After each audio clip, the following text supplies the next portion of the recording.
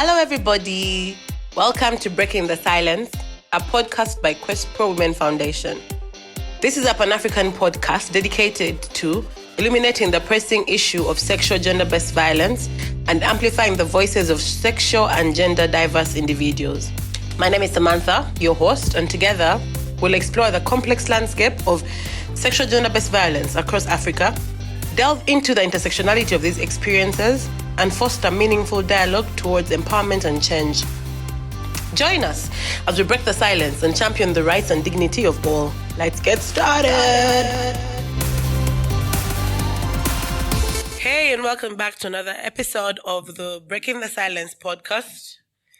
And today we are having a conversation about something that is not often talked about, and that is caring for the carer. Who heals the healer? In the previous episodes and in our day-to-day lives, we have understood that burden that comes with caring for GBV victims and how triggering that work can be and how heavy it can be. So this conversation is really about who is healing the healer, right? And in a fun way to introduce ourselves, we will say your name and something that secretly heals you, that is non-conventional. They'll probably be like, what do you mean? Hi, my name is Samantha, and gossip really heals me. Like nice tea. Like I live for power of breaking news. Like as long as it's not about me, I'm very okay with the drama. Yeah. Okay, my name is Beauty. One thing that I think heals me is crying. If I haven't cried for like 2 weeks, I would be so stressed. So yes, it's essential that I cry. Why is your face like that? You schedule your cries? Yes. Oh my goodness. Okay. My name is Pride, and what heals me mostly is music and just being alone. I always want my space, so I focus more on healing when I'm alone. When I'm with people, no. Non-conventional, guys, fun things. Well, crying is fun. Do we have a standby therapist in this studio? Because We are therapists. this is, meanwhile, the crier is the therapist. Hi, my name is Trisha, and my healing is like when I have good sex. Okay, that makes Like sense. after I have that good, the one where you just want to roll over and sleep, the world feels like it's a better place. Oof. Until it's somebody you're not supposed to be having sex with, and now you're rolled over and seen them, and you're guilty. My name is Luna. What heals me is shaking my ass. Unconventional. Yes, shaking my ass, and also water. Yeah, drinking water, being inside water, showering, water. You see, thank you for that clarity, because when you said water, my mind went to Trish healing, and then I was like, okay. Okay, so I forgot to mention, but I have people from across Africa with me. I have somebody from Kenya, from Nigeria, and people from Uganda. So we're going to really hear like a faceted sort of like response, because I feel like, again, like I keep saying, the African experience is Africa is just one giant country before colonialism, really. So I feel like we just have the same things. I guess I just jump in with my first questions.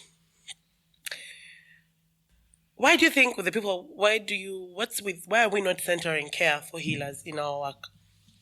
What's the problem? Would you like me to go first? Sure. Okay, so the truth is Africa have been known to be strong people, and no matter how much we want to change the narrative, it's still hostile, we're still met with resistance. And I think that is one significant reason why we haven't centered care. But I also think from 20 years ago and now, there has been progress. People are now aware of mental health and taking care of themselves. Pride? Okay. I just to add on what Beauty said, I feel like most healers are leaders, and healers are prone not to break. Like you don't have to see a leader break down. And I feel like that's why most healers don't really center their own self-care, because they won't want to seem weak. They don't want to be seen as, they are not capable of what they're doing. And I think that's why. I think there's a lot of work to be done in the healing space. And I think most of the healers are people that have faced atrocities, they have had challenges, and that's probably what inspired them to do that kind of work. And so every other time they want to maybe pause and rest or something like that, in their head they subconsciously think about someone who needs help at that moment, someone who needs their services at that moment. And the whole feeling of helplessness, or feeling like no one is there for you, or feeling like no one is coming to rescue you, sort of, just makes them push, and it's like, let me go and do the work I'm supposed to do, because if I don't do it, there's someone out there who is feeling helpless at this very moment. So it becomes very hard for them to center their own healing, because in their head there is always someone who needs a helping hand, who needs a shoulder to cry on, who needs someone to be there for them. Do you think it comes from consuming a lot of superhero movies and seeing that Superman had no days off and didn't have a life? Luna. Why are we not thinking about healing? I think we have romanticized overextending yourself, and if you're not doing that, then that shows that you're not committed to the work. If I take rest days and there's no one to handle whatever chaos and mess is happening, then whatever will happen past then will be put on me. So as a healer myself, as a caregiver myself, I feel very guilty taking days off. I feel like I am not committed enough when I take my rest. I feel like if I get sick, there's an urgency to get well really fast so that I can go back to what I'm supposed to be doing. So I feel that romanticizing of it all is what gets to us, and it's not. The rest of the people will figure themselves out. Unfortunately, people manage to figure things out. Even if you take 1 week break, it's okay. People will figure it out. So I feel like the guilt is what gets to us mostly.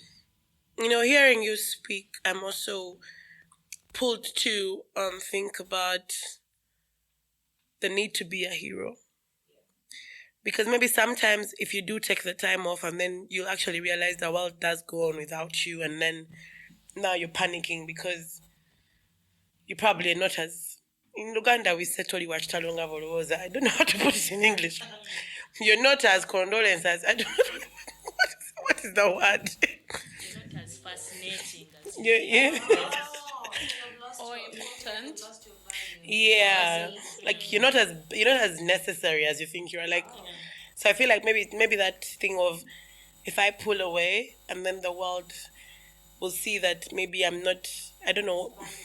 When I was hearing this, you especially when that thing you were saying about taking the break and life continuing, and maybe that's one of the things we're scared about. What if life indeed continues without you? Yeah, and like when we're having imagine a care menu for changemakers. What 3 things should be on that menu?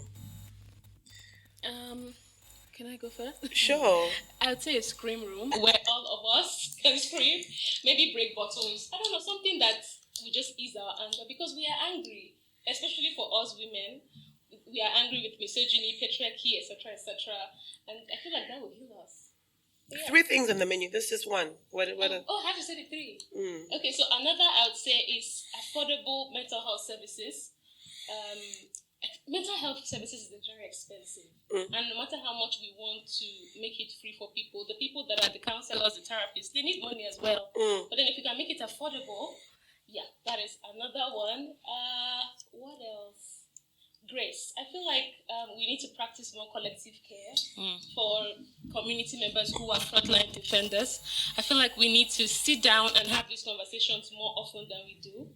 So those are the 3. So you're a very extreme person. Either you're crying or you're breaking something. Yes, I am. I'm quite emotional. Either you're crying or you're screaming and breaking things. Okay. Who's ready with their menu? I am. Yes. Mine is like a full care package. I'm a burlesque queen, and You're a what queen now? I am a burlesque queen. A burlesque queen is someone who uses the art. It's the art of stripping. It's not stripping per se, but then people use stripping, comedy, parody, and of course body movement, right? So I've mainly focused on the part where I am not stripping my clothes for entertainment. This is to strip away all the shame that has been put upon the body, especially for GBV survivors and the people that have been there taking care of that, because again, trauma transfer is very much common, right? And I want to strip away shame, to strip away the silence, to strip away the pain. This body that people have been used to cause so much pain is the same body that I'm going to use to reclaim my space, to reclaim my power. So what I do is that I create a space where people just come and shake your body. Like, move your nyash. If you don't have nyash to move, it's fine. You have chest. If you don't have chest, it's fine. You have arms and legs and head. Just move whatever the F you can, right? And that releases the trauma that is stored in the body. It releases all the heaviness that you have been carrying all through the day. The other thing I do is the reclaiming of your body. While you're doing this, you're taking back your power. While you're doing this, you're telling yourself that I am okay, I am safe, I am healthy within my body. This body that they have been used is the same body that I'll use to take care of myself. I think people forget that your body can heal. You do not need medicine for such things. I feel like my body heals itself. When I feel overwhelmed and I go outside and I do a somatic exercise that looks very weird and funny, like one of them is called the VU sound. So the VU sound is just breathing in and then releasing everything with the VU sound. Now you feel like if you do that a couple of times, everything, exactly. It's funny and weird once you see how much people are carrying inside and how much they have to release. Inhaling and just with everything that you have. It's also laughter. In that silliness you release. Smiling. Today we were told that smiling sends a code to your brain that everything is okay. So part of that is smiling and laughing, and it sends to your body that I am safe, I am okay. That's the space that I create for my people. I am at the front line, and my team is just a small team of 4. So we are, you can imagine us in the office and everyone is like, it's funny, but then we get to release all the heaviness that we've been carrying. So I feel somatic exercises, breath work, and also doing something with your hands. Like today, I saw people doing the beadwork. I was so proud and happy because the rhythm of your hands takes away what is happening in your mind in terms of all the heaviness that you carry. You are present within what is happening around, but whatever is happening in your mind is going with the rhythm of your hands. So things like basket making, mat making, beadwork is what I do as well, is what my team does as well. Thank you. Okay. What's your menu, Trisha? I'd have a red room first. Sometimes I just want to break things, and I can't break the things in my house because I don't want to buy them again. But a red room, we'll put up a website where people can donate things they want to throw away, so that we bring it in our room for people to break. And then we would also have, I think, a room where you can just sleep without the phone, though, no Wi-Fi, no nothing, so that you just sleep and sort of disconnect from the rest of the world. Sometimes sleep is really, really good for people. And then I'd have a massage room, but only because in my experience with massage, our bodies store the trauma in like the muscles, and that's why you get tense and all that. And sometimes it can, be massaged out. I don't know what type of massage that is, but usually in your body, when you're tired, when you're fatigued, or when you have trauma, you'll have pains in certain parts of your body, and it could be massaged out, and then you're well and good. So yeah, those are the 3 things I would have on my menu. Right, what would your menu look like? As a healer, and I'm sure healers will have to listen to this. I would appreciate, or I would be happy if someone would try to have a boundary check-in once in a while as a healer, just to see who are you bringing into your space and who is closed out, and when do you want to put that boundary up. And it looks like, you switching off your phone, like when you clock out of work, you can switch off your phone for a while, just to, to be in your own space, to feel your feelings, to breathe. So a boundary check-in is really very important when you're giving your self-care as a healer. And then maybe the other thing is, what else can you do? What else can you add on your menu?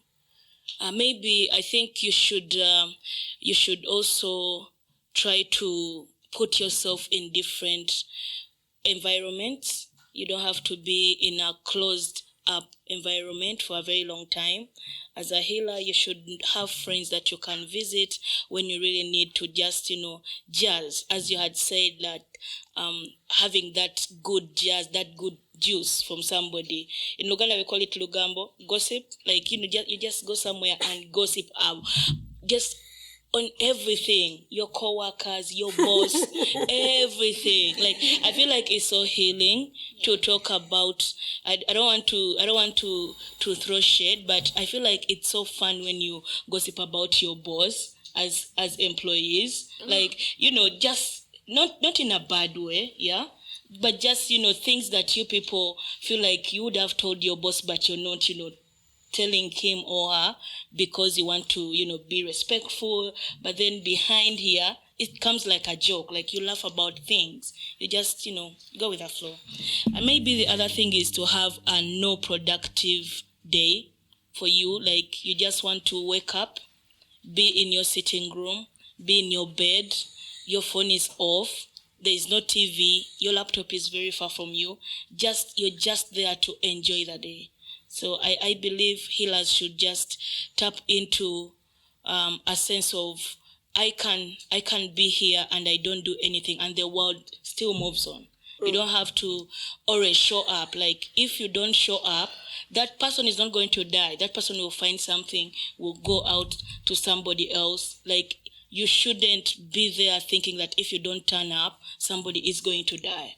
It can happen, but it's rare in our community. Like, we are a network, whereby if you don't reach Samantha, you'll reach me. If you don't reach me, you're going to reach Trish. Like, it's just a chain. So I wouldn't want healers to just carry that burden so much that I've switched off my phone, somebody's going to die. My dear friend, that person won't die. You'll find that person tomorrow and probably with the same issue. I think before you come in, I just wanted to say, the views expressed on this program do not represent Quest Pro or our values. Please do not go and say you heard it in a podcast that you should backbite your boss. The views expressed on this program are entirely for the podcast guests. We should, in our free time. What we have done on our side was to have a silent week. A silent week where don't call me, don't email me, don't anything. And we put up posts in our website, in our online pages. You put up a post on your WhatsApp. I am on my silent week from this particular date to this particular date. Any emergencies, kindly take them to some other organization or try and figure it out for now. Yeah. Okay. So we've mentioned how people can deal with it on themselves, and how do we care for healers as a community? How do we care for, how now away from the people themselves, but what can we do better as a community to ensure that the people that actually do the work, especially preventing the people that do the GBV work, actually are taken care of? What can we do? I think for starters, we need to become more conscious and intentional about recognizing that healers in the GB space especially do have a breaking point. You'll be there and you're a healer, and all your friends, even outside work, when they get issues outside work, they'll be like, talk to so-and-so. I know they're good at that. Talk to so-and-so. I know they're good at that. So everyone is coming to you. You have the work that you're supposed to do within the organization you're working with, within the community you're working with. Your relatives are sending people to you. Your friends are coming to you. Everyone is recommending everyone to you. And then people just never ask you how you're doing. People never, or even when they do ask, how are you, they expect you to say, I'm fine, because they'll be like, hi, how are you? I hope you're good. So there is this and this and this. No one gives you space to talk about your feelings. No one gives you space to say, okay, I'm tired. You're not allowed to be tired all the time. Everyone is coming to you and just taking. So the community needs to start being intentional about recognizing that, okay, maybe healers do have a breaking point. We should be more intentional about asking them how they're doing. We should be more intentional about offering to take their space for a while. Like, oh, can I do that for you? Do you mind if I do that for you? Can we do that together? Just so they can know that, okay, I'm not alone in this. I can rest. People do notice that I also have, struggles that I deal with, or that I do reach a breaking point. Yeah. Yeah, yes. Okay. Wow. So I just wanted to say that as much as we want this, the community may not understand. Most of the times they just expect you to be available. And no matter how much we preach that we are humans as well and we need breaks, it doesn't happen. Yeah. So I would say we could also consider giving opportunities for the leaders and frontline vendors to take breaks, like boot camps. But then this is like for the funders, of course, so that they maybe give opportunities for these people to take breaks, maybe travel somewhere, go and breathe, and then 2 weeks, 3 weeks, and then they come back to continue the work, because we are doing a lot, and we carry the same lived experiences of these people, but we cannot even cry or do anything about it. So yeah, thank you. Yes, Luna. On my side, it was something that I've experienced is people not respecting the silent week or the time off, and they want you to fix it there and then. And I do understand that I have the capacity to fix A, B, C, D for you, but you also have the capacity to do a little bit of that. Like there's some parts that you can, offload off of me, so that the entire burden of care is not left up to me. I'm able to step out of my, break if I know that, hey, I've taken A, B, C, D, D steps, all I need is to, I'm able to step in like that out of my break.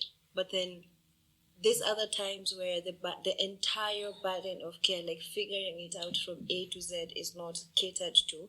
It feels so overwhelming and overbearing, and people not understanding that, hey, I also need some time off, and it's okay for you to respect that time of mine, that, I will come to you, I will get to you. Plus, there's so many other people that also can offer the help. So if we just spread out all the risk, we spread out all the burden of care, there's organization A, B, C, D that can do whatever I can do as well. You can also reach out to them. Yeah. Pride?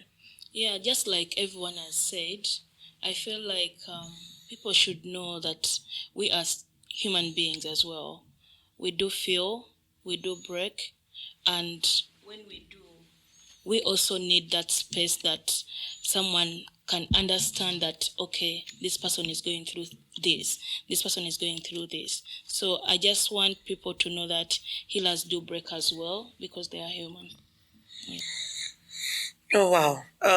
This is a very heavy conversation, and even as we have it to reflect on, and you know how you're saying people break as well, but can maybe people not wait for people to break? Can we just normalize having a balance? And, though most of us are in this work from passion, from past experiences, from things we've gone through, survivors of GBV, survivors of all the isms.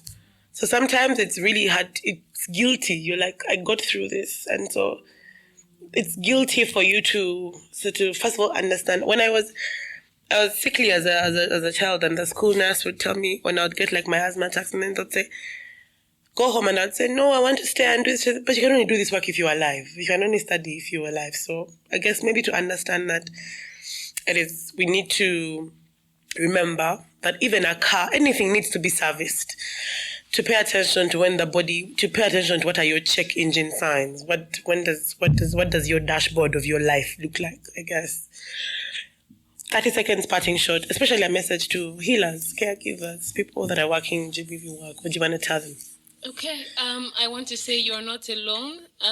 A lot of us want to listen to you and just be there. I know that sometimes you don't know who to reach out to, but if you ever wanted to, I'm sure you can reach out to me. So, yeah. I also want to say that I'm here. I'm not going anywhere. And if you need me, anytime, any day, you can reach out to me. And you can just call me and we talk about anything, everything. Yeah. I just want all healers to know that it's okay to blue tick people. It's okay to turn off.